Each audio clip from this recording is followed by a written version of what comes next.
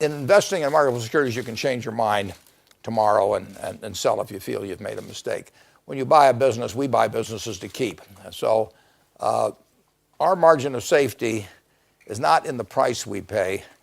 It's in crossing the threshold of being virtually certain that we're buying into a business that has durable competitive advantage, one with good economics, and we're buying in with people who have a passion for the business and who are going to run it the same way the year after they sold to us that they ran it the year before.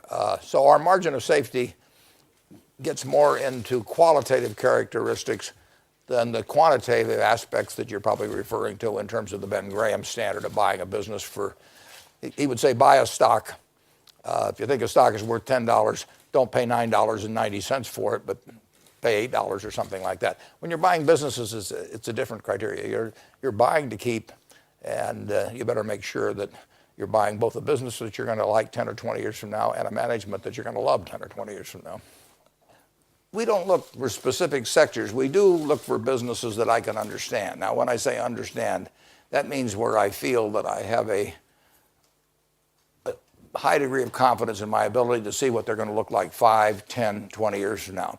It isn't that I don't understand, say, the software products in general of a Microsoft, but I don't know how that industry is going to develop over 10 or 20 years. I didn't know that Google was going to come along in terms of search or all kinds. So anything that's rapidly developing, that has lots of change embodied in it, by my definition, I won't understand. It may do wonders for society. It may have what appears to be a very bright future, but I don't bring anything to that game where I know, not only I don't know more than the other fellow, I don't know as much as the other fellow in evaluating what the industry will look like in 10 years. So the things I look at businesses that are reasonably easy to evaluate where their products, how they will fit into the economic picture, how their economics will look in a 5 or 10 or 20 year period. I mean, to take an extreme example, I can understand Nestle, it's obviously, and you can understand it. Anybody that's had any experience in business can look at that company and figure out in a general way where it will be in 5 or 10 years. And we're looking, Nestle isn't going to be on the list, but we're looking for businesses like that are quite understandable. But I don't go out and say I'm looking for the steel industry or I'm looking for the, whatever, maybe office equipment industry or something of the sort. But unless you're willing to take on the obligation to be the chief risk officer, I don't think you should have the CEO job.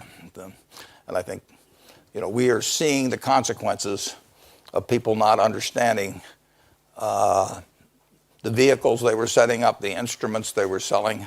It's crazy. It's designed to sell stuff that there's a lot of money in for the person who sells it, and it's led to a lot of people learning that what they thought was AAA was triple C or something of the sort. And the world has made some huge mistakes, and they've been made by very big institutions, and they won't make exactly the same mistakes again, but they'll make similar mistakes 10 or 15 years from now. You would buy a bank? Oh, I'd buy a bank, but I'd want to know who the banker was. I think it's very difficult in terms of, you're right, we own stock in companies where I don't agree with everything they're doing, but I'm sure my kids don't agree with everything I do. I mean, you can't expect 100% adherence to anything, any of your particular beliefs or values with any other large institution. So if we own stock in the ABC company or the XYZ company, they'll probably be doing something I wouldn't do, at some point.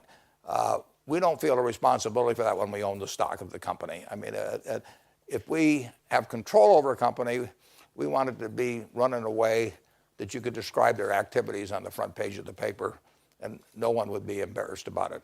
I don't believe in using, at Berkshire Hathaway level, I tell the subsidiaries, the ones we buy, keep doing what you do in the philanthropic area. Just don't give to your personal causes, but anything you do for your communities, whatever it may be, you just keep following those policies. You don't need to check them with us. I have no idea what, of our 76 companies, who gives how much to charity or which charities they give to or anything else. They handle those matters themselves. At the Berkshire Hathaway holding company level, I do not believe in giving away our shareholders' money. I think that that's their money to determine and they should make the decision on it. But I don't think it's my job at Berkshire to take the 400,000 shareholders who have entrusted me with money. I don't think it's my job to start allocating them to whatever I think is the most important charity. I think the thing to do is let them allocate their own funds.